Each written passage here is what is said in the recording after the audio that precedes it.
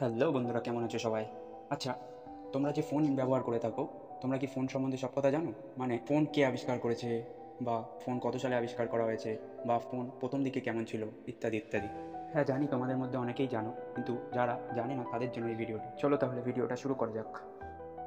Phone এমন একটি আবিষ্কার যা মানব ইতিহাসে উন্নতির সঙ্গে সঙ্গে অবনতিও ঘটিয়েছে, যা পরে কোনো একটি ভিডিওয় আমরা জানবো। 3 এপ্রিল 1973 সালে আমেরিকান ইঞ্জিনিয়ার মার্টিন কুপার প্রথম হ্যান্ডহেল্ড মোবাইল তৈরি করে। এই মোবাইলের ওজন প্রায় 2.4 কিলোগ্রাম পর্যন্ত ছিল। মোবাইলে কিপ্যাড ছিল এবং একটি অ্যান্টেনা ছিল। এছাড়াও এই মোবাইল ফোনে প্রথম দিকে কোনো রকম টাচ স্ক্রিন না থাকার কারণে এতে শুধু কথা বলাই সম্ভব হতো।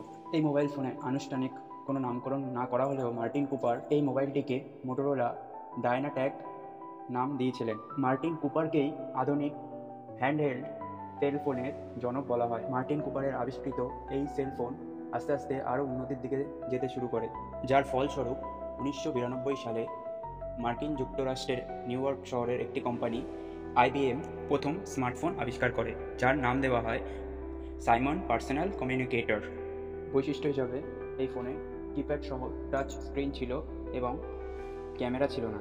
এছাড়া সব কিছুই বর্তমান ফোনের মতোই ছিল, এবং এই ফোনটি 1993 সালে প্রথম মার্কেটে বিক্রি শুরু হয়। আজকের জন্য এতটুকুই। ভিডিওটি দেখার জন্য ধন্যবাদ।